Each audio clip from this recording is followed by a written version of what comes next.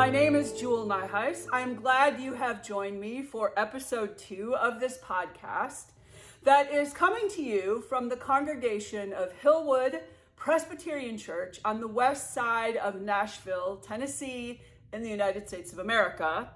A congregation of those who seek to follow in the way of love in the world each day through open-hearted work in our community, building community partnerships that we can make a difference in the lives of other people and find our own hearts and minds transformed for living in a more integrated, whole way.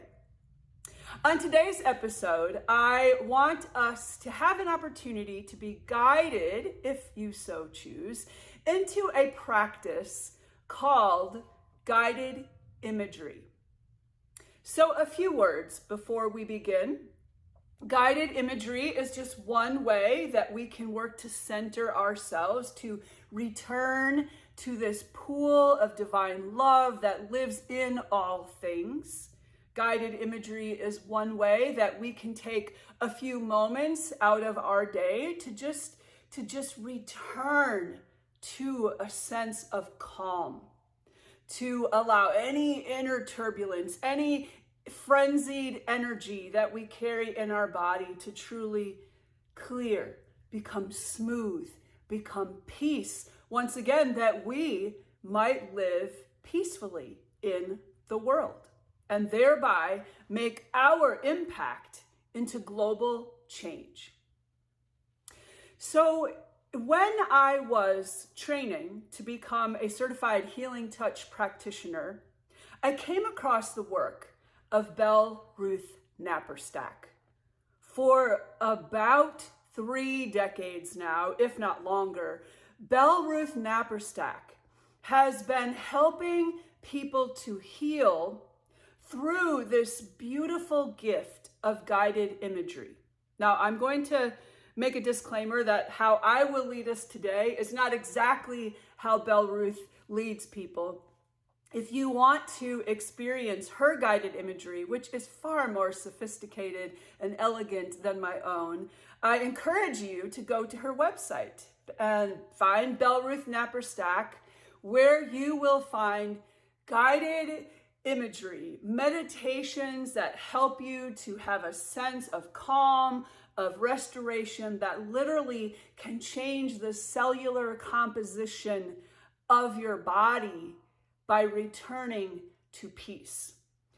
On Belle Ruth's website, you will find links to guided imagery for things like anxiety, guided imagery to help move you through depression, guided imagery that can aid you in preparation for surgery, guided imagery that can support your healing as you are receiving treatment for cancer. My own introduction into her work was with the guided imagery that she has for those who are seeking to heal from an experience of trauma in their life.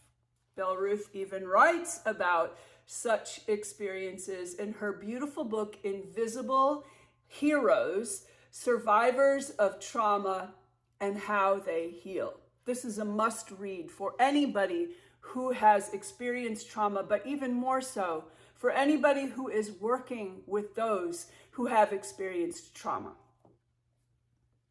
Now, Belle Ruth Napperstack is not the first one to use imagery, to use the power of symbols, the intention of words to bring us back to peace, to allow us to live into a new vision of self as guided imagery can do. In these days of December, as a Christian pastor, I often am reading and looking at the words of the prophets, the biblical prophets that are recorded in the Judeo-Christian scriptures. And in this week, I've actually been looking at the words of the prophet Micah. I actually have been wondering if the prophet Micah understood himself, we believe the prophet Micah was a him, if the prophet Micah actually understood himself, not so much as a prophet seeking to truly scold the people or to tear down the people with these very powerful words, but if the prophet Micah actually understood himself and his work in the framework of healing. Because the prophet Micah, in the chapter 4 of what has been recorded of the words of the prophet Micah, we hear this vision that will allow people, especially people who have been exiled from their land, who have experienced immense destruction through the ways that the armies have come in and destroyed their community. The people actually hear a vision of a different way of being. And it is when we can see a vision, when we can imagine, when we can literally live into another way of being, we have the opportunity to change, to transform, to begin to live in a new way. Hear these words from the prophet Micah.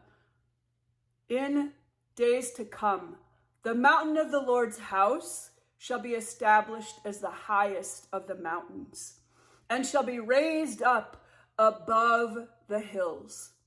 Peoples shall stream to it, and many nations shall come and say, "Come, let us go up to the mountain of the Lord, to the house of the God of Jacob." Now, before I go any further, it's important to know that at this point in the people's history, this mountain, this place of the temple had been destroyed. It had been, the people had been forced away from this land. And the prophet Micah is giving this vision of a day when all peoples will come together, when God will do this work of healing and wholeness among all peoples. And it says, God there may teach us God's ways, that we may walk in God's paths. For out of Zion shall go forth instruction, this mountain of the Lord where the temple is built. Out of Zion shall go forth this instruction and the word of the Lord from Jerusalem. And God shall judge between many peoples and arbitrate between strong nations far away. And this is the part I really, really love. They shall beat their swords into plowshares, shovels. They shall beat their spears into pruning hooks, right? These are like garden hoes, spades that can be used to turn up the land and begin to plant again, because in war, the land is destroyed. We are truly out of balance with all of creation. But a day where the swords shall be beat into plowshares, the spears into pruning hooks, and nation shall not lift up sword against nation, neither shall they learn war anymore. But they shall all sit under their own vines and under their own fig trees. Can you see this in your mind's eye? Literally this transformation of a place, of a war zone, this transformation into a beautiful garden where the people can just relax, just kick back, enjoy themselves a glass of the fruit of the vine, and just savor up these beautiful, abundant trees and plants that are putting forth the fruits of the earth, and the people being able to relax. And the prophet Micah says, no one then shall make them afraid, for the mouth of the Lord of hosts has spoken. This beautiful image, this vision of living into global peace. So, keeping that vision in mind, and knowing that it is our individual responsibility to be a person of peace. There may be ways that we are being called to act beyond ourselves, but we must begin with inner peace, so that whatever we do will come forth out of a place of love. So whether you're being called to action today, or you are just trying to do one thing to get through the craziness that has become your life, you may be struggling with deep depression in this season of December in the Northern Hemisphere, winter descending upon us soon, the days so short, the sunlight not able to cheer us and to warm us and to give us the nutrients that we need. This is a time to just pause from all of that. And I invite you to be guided through this way of guided imagery so that you might return to peace internally. If even for a few moments, get a break from the anxiety, the stress, the demands of your day, whatever's happening emotionally, whatever you're afraid of, just get a little break from that. Pause for peace.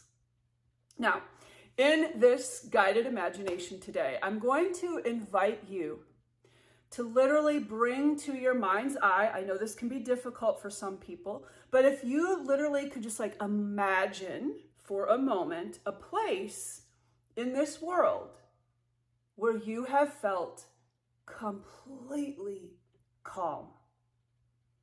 It might be on the top of a mountain, just looking out at a glorious sunset. It might be in a beautiful garden where you might actually be like tending and working with the soil and literally picking the fruits of the vine and being able to provide a meal for your family. It might be in something like a yoga class where you are able to body, mind, and soul return to centeredness through the power of your breath as you are in community with others and literally seeking to unite to wholeness inside. It could be around a table, maybe a table of your best friends, where you feel completely loved, fully accepted, no matter the crazy thing you think or say or do, no matter how you look, that you are fully welcomed and accepted around a table of your best friends and you feel completely calm there. Your place of complete calm, this place that you want to imagine for a few moments, could be what happens to be one of my favorite places, a beach, a sandy beach with the waters lapping at the edge. And for myself, when I imagine a place of deep calm and peace, I imagine myself as a little 7-year-old girl playing back on the shores of Lake Michigan with my sister and my neighborhood friends all around me. And there I feel truly in union with myself and with all things.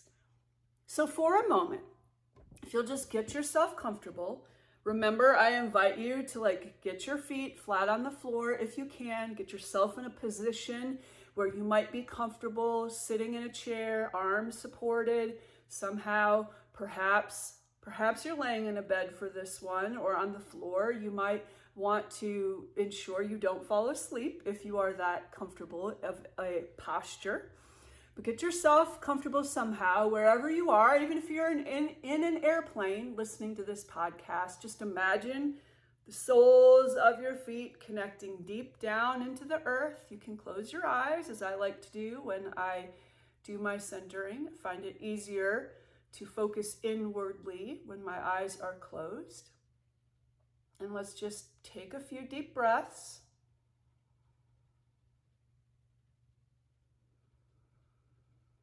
Many of us don't breathe correctly, so remember when we breathe, our belly goes out, our shoulders don't go up, our belly goes out and in like a squeeze box. So take another deep breath.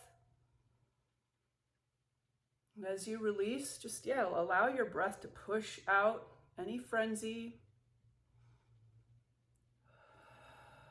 Let it go. And one more deep breath.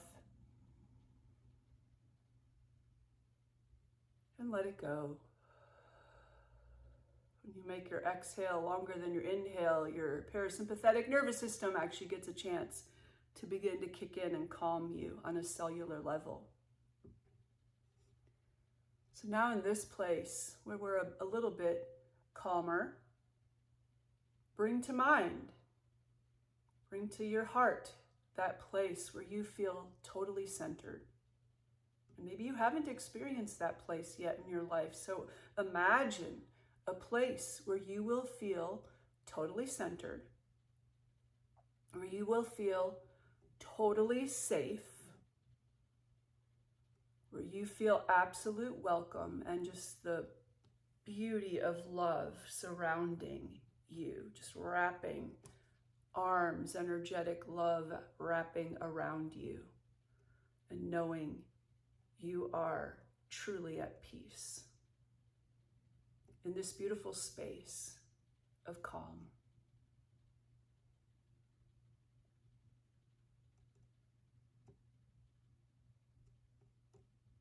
And I want you to take another breath, if you will. Just take another breath. And if you can, not just be seeing this place in your mind eye, but actually be seeing yourself in this place in your mind's eye. Uniting yourself with this place. We're just going to use our senses today to get ourselves grounded in that space and to truly feel as if we are in that place, in this pause for peace. So let's begin actually with what we hear in this place, this space of deep calm. You've taken a breath, you've entered into your place of centeredness, the image that is before you, the image that you now are in. And I just invite you to pay attention to what you hear. You can continue to take a few deep breaths as you do this.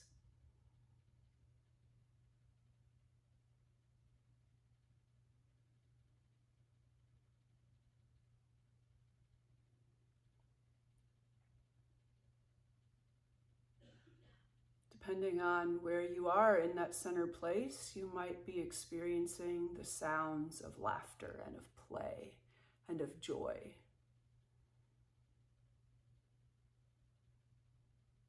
You might be hearing, as I hear in my place of calm, those rippling waves, the shore line greeting the water,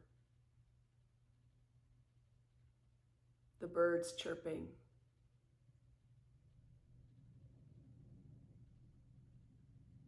You might even be somewhere in your true centered calm space where you are near your beloved, maybe even in the arms of your beloved, and you are hearing beautiful words. Words like, I love you. Words like, you are precious to me.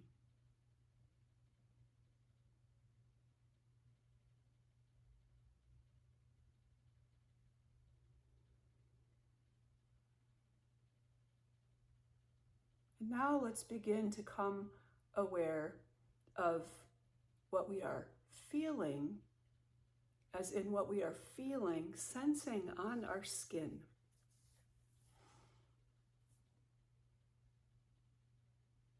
We can even be aware of what we might be touching in that place, where our body might be touching the earth, who our body might be touching, how our body might be experiencing the grit of sand, for instance, in our fingers and in our toes. We might feel the wind gently blowing the leaf of a tree onto our hand, onto our cheek. What might we be feeling on the surface of our skin in this calm place?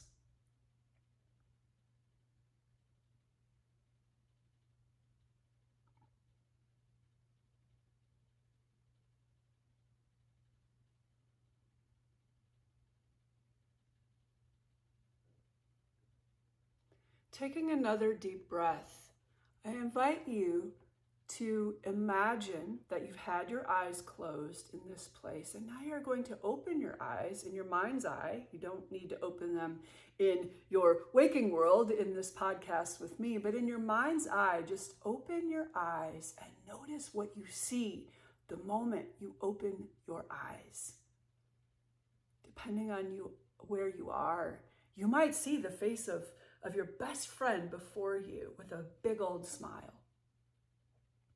You might see sunshine, the rays filtering down and coming and warming your body.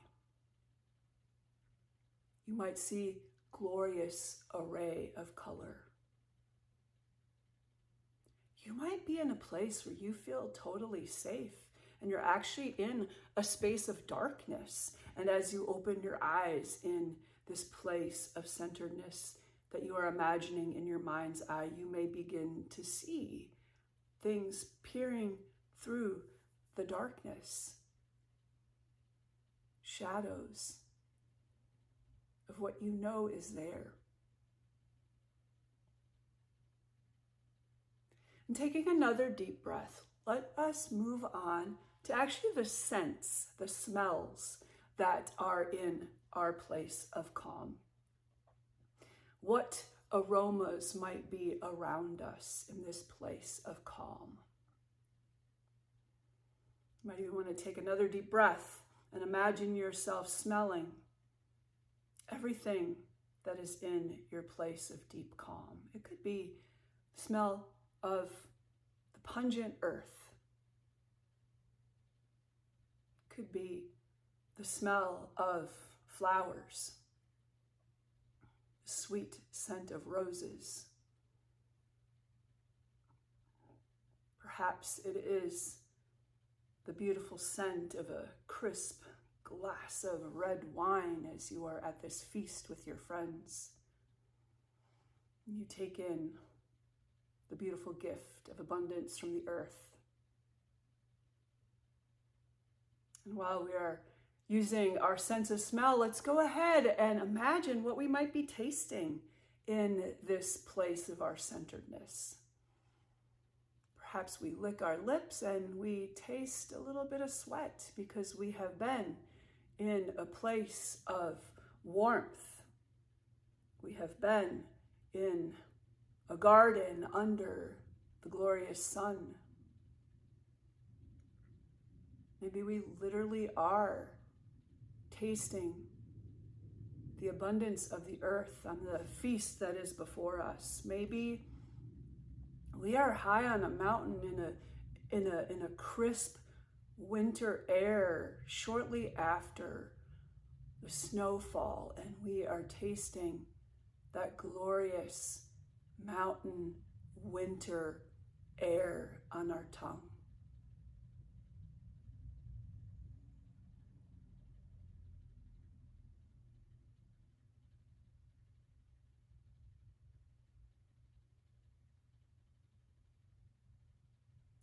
Before we depart from this place of our centeredness, what many of us might refer to as our happy place, I just invite you to imprint this place that you have been imagining, that you have been seeing with your heart, with your mind's eye. Just imprint as if you're taking a picture of that place to imprint upon your heart.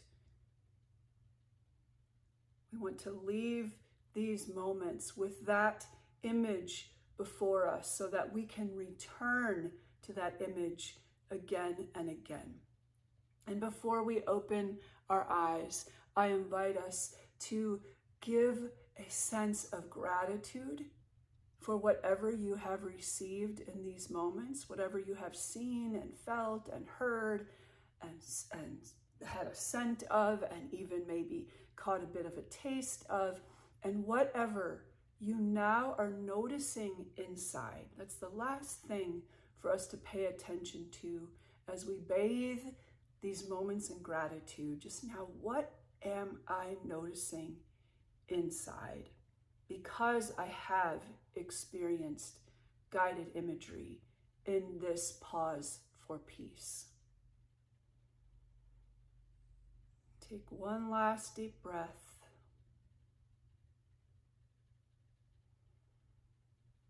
Exhale and just let it all out.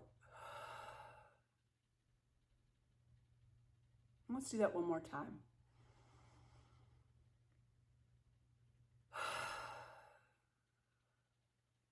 Now I invite you to open your eyes. And in this place of calm and centeredness, be prepared to go forth into the world, into the day, into wherever you will be going forth, ready to live a little bit more peacefully, knowing that your energy, your centered energy, will ripple out and have an effect on every person you meet, every situation in which you find yourself the rest of today. I look forward to seeing you again next week for episode 3. Blessings. Continue each day to pause for peace.